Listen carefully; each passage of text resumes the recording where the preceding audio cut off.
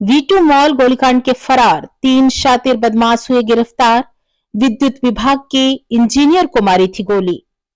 आप देख रहे हैं बुलेट रिपोर्टर। खबर मध्य प्रदेश के रीवा से आ रही है। रीवा पुलिस को बड़ी सफलता हाथ लगी है। V2 मॉल में गोली चलाकर एक व्यक्ति को घायल करने के बाद फरार सभी बदमाशों को पुलिस ने गिरफ्तार कर लिया है। पुलिस ने बताया कि घटना समान थाना अंतर्गत V2 मॉल की है, जहां विगत 22 अप्रैल को बाइक में आए 3 युवकों ने V2 मॉल के बाहर खड़े हर्ष दुबे पर फायर कर दिया था, लेकिन निशाना चूकने से बगल में खड़े MPEV में पदस्थ इंजीनियर दिनेश तिवारी के सीने में गोली लग गई थी। गोली चलाने के बाद सभी बदमाश फरार हो गए थे। सूचना पर मौके पर पहुंचे पुलिस ने घायल को अस्पताल में भर्ती कराया और बदमाशों की तलाश शुरू कर दी। वहीं तलाश के दौरान हर्ष दुबे ने थाने में पहुंचकर शिकायत दर्ज कराई कि आरोपी उसे गोली मारने आए थे, जो उसे न लगकर बगल में खड़े व्यक्ति को लग गई। पुलिस ने मामले पर आरोपियों को पकड़ने टीम बनाकर तलाश शुरू कर दी, जिसके बाद आरोपी रोशन गुप्ता, अनुज दुबे और सुजल मिश्रा को पुलिस ने गिरफ्तार कर लिया। पुलिस ने बताया कि पुराने विवाद को लेकर आरोपियों ने गोली की घटना को अंजाम दिया था। आरोपी रोशन गुप्ता उर्फ रॉक्स पर कुल 15 अपराध दर्ज हैं। वहीं आरोपी अनुज दुबे पर भी विभिन्न थानों पर 11 अपराध दर्ज है। बुलेट रिपोर्टर के लिए ब्यूरो रिपोर्ट, रीवा।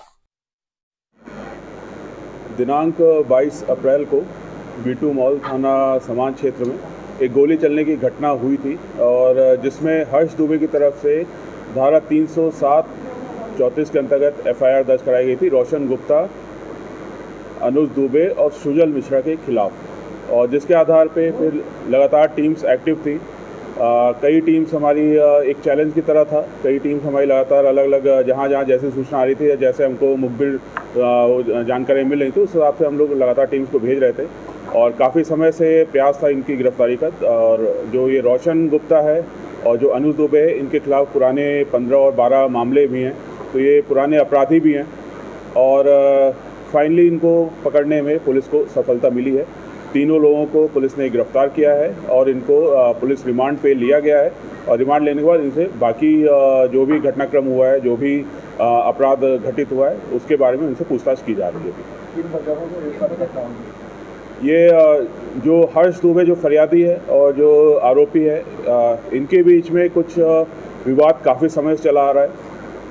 फरवरी में भी एक FIR हुई थी और जिसमें ऐसे विवाद हुआ था। ये भी जानकारी आई कि बीच में एक बार और इनके बीच में कहासुनी हुई है।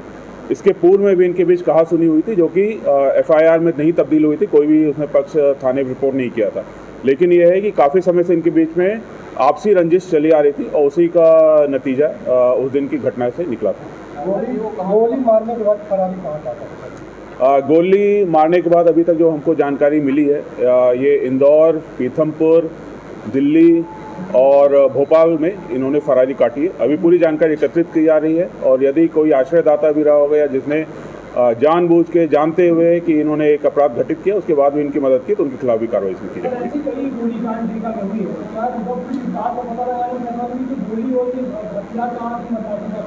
निश्चित रूप से, क्योंकि अभी कल भी एक आरोपी को पकड़ा गया था, उससे भी एक पिस्टल जो है बरामद हुई थी, वो भी 308 का आरोपी है और ये भी है एक पिस्टल है। तो कहीं ना कहीं अग्नि अस्त्रों का उपयोग किया गया है और इसको लेके पुलिस टीम लगातार एक्टिव है और निश्चित रूप से इसका जो सोर्स है उसको भी पता इसमें लगाने की कोशिश करेंगे। जो आर्म्स है उसको भी जब्त करना है और जो सोर्स है कहाँ से आते हैं, कैसे आ रहे हैं, उस लिंक को भी तोड़ना है, उसको उसके खिलाफ भी कार्रवाई हमको करनी है। अपराधियों को जब पनाह दे रहे थे, उनकी पुलिस कार्रवाई करेगी। निश्चित रूप से, क्योंकि एक जघन्य अपराध था। एक व्यक्ति को गोली लगी और ऑलमोस्ट उसको जान पे बनाई थी, तो ऐसे अपराधी जो है अगर उनको आश्रय दिया जाएगा तो उनके खिलाफ भी कार्रवाई की जाएगी।